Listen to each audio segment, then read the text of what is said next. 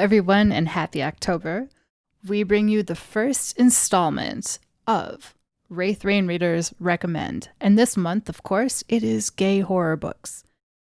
Gay horror is hard to find. Horror is hard to find. The good stuff that hasn't been read over and over. And a lot of people think that horror is only slasher or serial killer.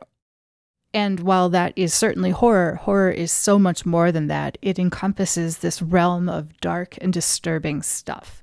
So we reached out to our community of readers and listeners to hear what they liked. Let's hop on over to the YouTube community tab, which is seeing a lot of action these days. This is awesome because we wanted to give people an alternative to Facebook. A lot of our readers and listeners are not on Facebook, and I can't blame them for that because Facebook is horrible. Unfortunately, as a business, and especially as a publisher that is interactive, we have to be on Facebook. So it is what it is, but we're trying to at least give people a choice. So we're cross-posting from our Facebook timeline to YouTube. Fluffle Buns recommends the Incubus saga. And this looks like a darker take on sort of a fae and hunter romance. It's cool because you got the fae trope of changeling, where you have a human brother and a changeling brother. And I haven't read too much of the comments because this looks pretty interesting and I don't want to be spoiled, and people post spoilers indiscriminately in the Amazon comments. But reviews have compared it to the show Supernatural with the amount of action and darker stuff. So I think it's a pretty solid recommendation. Thank you, Fluffle Buns. Andrea Watson recommends A.C. Katt's Werewolves of Manhattan series, which has 8 books. This looks more like dark romance. Werewolves are a paranormal romance staple, but it still looks like a great choice for our community of readers, especially because Raythe does not write alpha and omega werewolf stuff. That's just not her territory. So if you are looking for a recommendation, who better to get it from than a Raythe Rain reader? Thank you, Andrea. And the link to the first book, which is called His Omega, is, of course, in the description. Kevin Jones, a frequent and enthusiastic commenter on Dragon's Reign. Hi, Kevin. Recommends Bound in Blood by David Thomas Lord. Oh my gosh, this looks totally up my alley. Look at that Halloween, almost cheesy cover. Unfortunately, this is only in paperback, but it's a pretty cheap paperback, $8, because this is a trad published book from the early 2000s, it looks like. Just reading over the summary, there are vampires, there's an alternative history timeline from Victorian London to now, so probably if you like Anne Rice, you might want to give this a try. On our Facebook tab, we got some great recommendations, starting with Shell, who has 2 recommendations. The first one is How to Vex a Vampire by Alice Winters. This looks like a vampire crime series, but even though there are 3 books, each one looks like it can stand alone, like a lot of crime novels. It's got a ton of reviews, and some people find them hilarious, and some people don't like the humor at all, but that's par for the course on Amazon, right? Looks solid.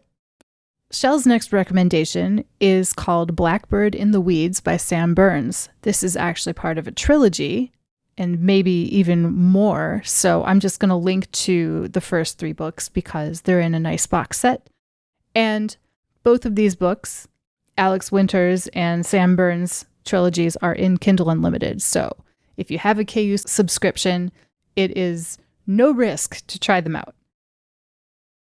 The Rowan Harbor trilogy, which starts with Blackbird in the Reeds, sounds pretty intriguing because you have a supernatural town. The baker is a witch, a vampire runs the town bar, and the little town's single gas station is owned by werewolves.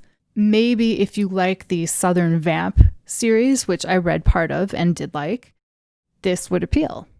Jenna Black Fox asks, does the work of Anne Rice count? I'm sure that's how many of us cut our teeth, as it were.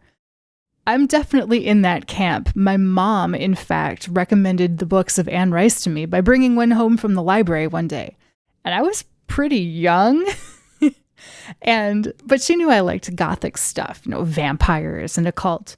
It's basically been a thing with me since I was old enough to read. And yeah, I didn't realize it at the time, but the vampire sexuality was pretty weird. And I didn't get it because I was a child. But when I went back and reread it, I'm like, wow, is there a lot of homoeroticism in these? I will post a link just in case you are one of the few people who love vampires but haven't managed to hit the interview with the vampire. Next up is Lissy Miranda with the Beautiful Monsters series by Jex Lane. I've actually read the first one. I didn't know there were more. I better check that out. And this is dark. There's a vampire trying to suppress his vampire impulses, but then he gets thrown in with an incubus. And as I remember, it's kind of a dark tale, which is good because we asked for dark recommendations. Will Slater Baker recommends The Cabin at the End of the World by Paul Tremblay. This has come up in some other horror recommendation lists that I've seen, so I'm definitely going to check this out. The description is creepy as all get out, and this is real horror, where you have a child main character, and somehow having a kid as a main character is just so creepy. Anyway, definitely check this one out. It is traditionally published, so not in Kindle Unlimited, but looks to be awesome, and I will probably be checking this one out. And last on the Facebook comments is Talitha Nelson, who recommends the books by Amelita Rae. She has several that I would consider horror, but the first one to come to mind is Bloodlust. Let's take a look. Oh yeah, so this is on the more yaoi side of things. And which is good because we haven't had any recommendations like that yet. A zombie apocalypse wipes out most of Japan, some survival stuff, a beautiful, defenseless young man. Oh yeah, this seems like right up my alley too. Totally cool. What a great, diverse list of recommendations. We have more on the romantic side, more on the horror side, venturing into some literary territory with the Paul Tremblay book. Thanks for playing, everyone. This was a lot of fun, and I personally got a lot of cool reading recommendations because I always like to branch out. If you have any recommendations that you suddenly thought of by looking over this list, feel free to post them in the comments for other people to enjoy. Until next month, bye!